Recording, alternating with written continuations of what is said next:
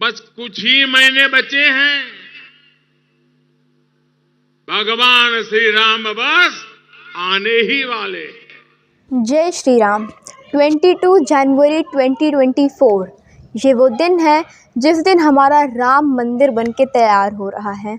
जी हाँ, 22 जनवरी 2024 वो दिन है जिस दिन सभी राम भक्तों के आंखों में आंसू होंगे, जिस दिन हमारे बहुत मिक्स्ड इमोशंस होंगे।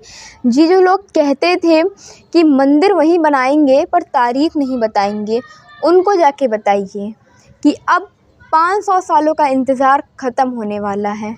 और तो और 6000 लोगों को तो इनविटेशन इनॉग्रेशन का भेजा भी जा चुका है। तो आइए इस बीच जहां हमारा राम मंदिर तैयार होने वाला है, तो आइए जानते हैं कि ये 1528 जहां से ये सारी बात शुरू हुई थी से लेकर 2020 तक का इतिहास क्या था। आइए इस इतिहास को जानते हैं। तो चलिए बात करते हैं 1528 की, जब बाबर के कमांडर, जी हाँ वही बाबर जो क्रूरता की निशानी है, उसके कमांडर मीर बाकी ने राम मंदिर को ध्वस्त किया और उसकी जगह पे एक विवादित ढांचा खड़ा कर दिया गया जिसको कहा जाने लगा बाबरी मस्जिद।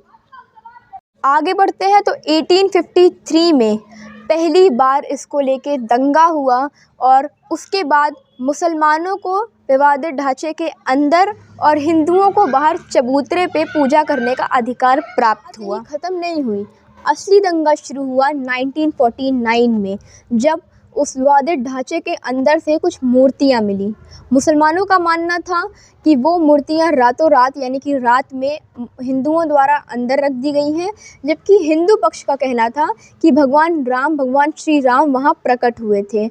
विवाद ज़्यादा ना बढ़े, इसको देखते हुए जिला मजिस्ट्रेट ने के कहने से इसे विवादित ढांचा मानकर इस पर ताला लगा दिया गया। आगे चलते हैं तो 1950 में फैज़ाबाद सिविल कोर्ट में हिंदुओं ने रामलला की पूजा अर्चना की इजाज़त मांगी, तो वहीं 1961 में यूपी सुन्नी वक्फ बोर्ड ने विवादित जगह पे मूर्तियां हटाने की मांग की। उन्होंने मांग की कि वहां से मूर्तियां हटाई जाएं 1961 में। जब ये मामला और आगे बढ़ा तो 1986 में जिला जज के.एम. पांडे जी ने 1 फरवरी को हिंदुओं को पूजा करने की इजाज़त दी और ढांचे से ताला जो लगा था उसको हटाने के लिए कहा। पूरे विवाद में एक सबसे बड़ी घटना हुई जो कि हुई 6 दिसंबर 1992 को।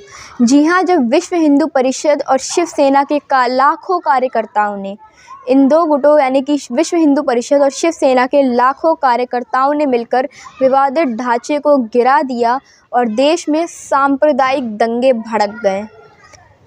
ये सांप्रदायिक दंगे इतने बढ़ गए कि 2002 यानी कि 2002 में हिंदू कार्यकर्ताओं को लेकर जो ट्रेन जा रही थी उसमें गोधरा में उस ट्रेन में आग लगा दी गई, उस बोगी में आग लगा दी गई, जिसमें 58 से ज़्यादा लोग की मौत हो गई। और इसके बाद सीधे साल 2017 में हमारे सुप्रीम कोर्ट ने आउट ऑफ कोर्ट सेटलमेंट, जी हाँ आउट ऑफ कोर्ट सेटलमेंट का आह्वान किया।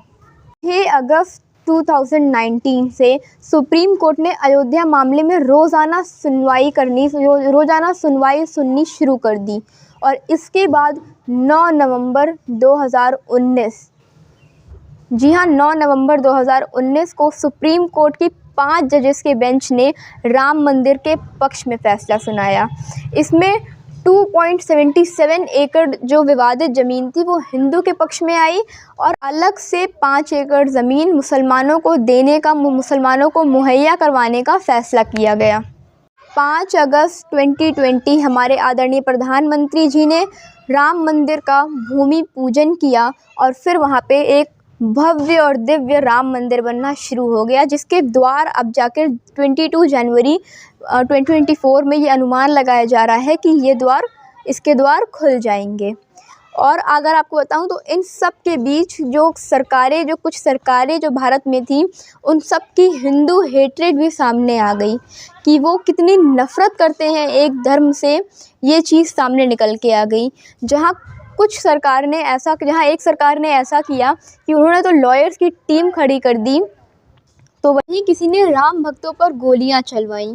पूरी सरयू नदी जो थी वो भक्तों के खून से लाल हो गई थी उस समय। तमाम स्ट्रगल्स के बाद आज राम मंदिर बनके तैयार हो रहा है और इसमें कई लोगों ने अपना योगदान दिया और अब हमारा राम मंदिर बनके तैयार होने जा रहा है, जिसमें ये भी अनुमान लगाया गया है कि उसके पहले दिन करोड़ों लोगों की भीड़ होगी। ये इतिहास शेयर कीजिए अपने दोस्तों से, रिश्तेदारों से, फैमिली से तथा उस युवा पीढ़ी से जिसको अभी हो सकता है कि इस बारे में ना पता हो। और आप बताइए उनको कि अंत में कैसे सच्चाई की जीत हुई। जय श्री राम।